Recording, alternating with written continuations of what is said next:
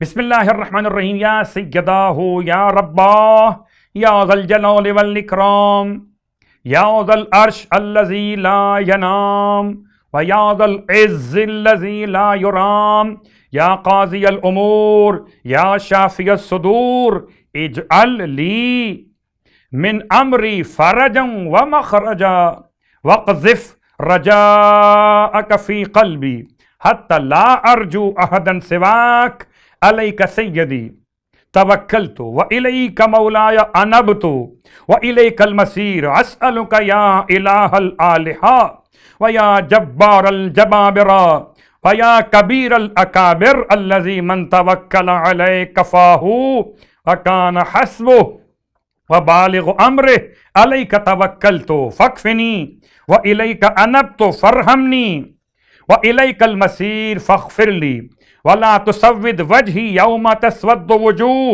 وتبيض وجوه انك انت العزيز الحكيم. اللهم صل على محمد وآل محمد وارحمني وتجاوز عني انك انت الغفور الرحيم. شب کی دعا کے ساتھ اب یہ شب کی نماز مولا کائنات علی ابن ابی طالب علیہ السلام ارشاد فرماتے ہیں کہ نویں شب میں مغرب اور عشاء کے درمیان 6 رکعت نماز پڑھی جائے. مغرب اور عشاء کے درمیان نویں شب، اس طرح سے کہ ہر رکعت میں الحمد کے بعد 7 مرتبہ آیت الکرسی کی تلاوت کی جائے. چونکہ اس روایت میں آیت الکرسی کے بارے میں وضاحت نہیں ہے کہ ہم فیہا خالدون تک پڑھا جائے تو علی العظیم تک پڑھنا بھی کفایت کرے گا. 6 رکعت نماز 2 رکعت کر کے پڑھی جائے مغرب اور عشاء کے درمیان نویں شب کی نیت سے، اور نماز کے بعد 50 مرتبہ درود کی تلاوت. یہ کل آج کی شب کی نماز کا طریقہ. فرماتے ہیں مولا کہ جو شخص اس نماز کو پڑھے گا، ملائکہ اس کے عمل کو صدیقین، شہداء اور صالحین کے عمل کی طرح سے اوپر بلند کریں گے. خدا ہمیں اس نماز کی اور ثواب کے حصول کی توفیق عطا فرمائے. اور اب روزے کا ثواب، 9ویں دن کا روزہ. اللہ کے حبیب صلی اللہ علیہ وآلہ وسلم ارشاد فرماتے ہیں کہ 9ویں دن اللہ جو اجر و ثواب 1000 عالم، 1000 اعتکاف کرنے والے اور 1000 راہ خدا میں جہاد کرنے والے کو عطا فرماتا ہے.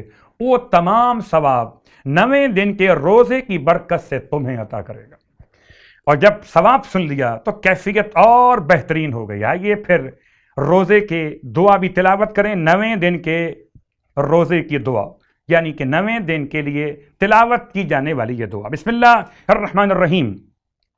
اللہم اجعل لی فیہ نصیبا من رحمتک الواسعہ واہدنی فیہ لبراہینک الساطعہ وخذ بناسیتی الی مرضاتک الجامعہ بمحبتک یا امل المشتاقین. مومنین کرام، اگر آپ کسی مہم امر میں پریشان ہیں یا آپ چاہتے ہیں کہ دوران سفر حادثات سے بچ جائیں، ڈاکوؤں، چوروں، رہزنوں یا درندوں وغیرہ سے محفوظ رہیں، تو اپنے مقصد کی نیت سے یہ عمل کریں تو انشاءاللہ ہر قسم کی پریشانی رفع ہوگی.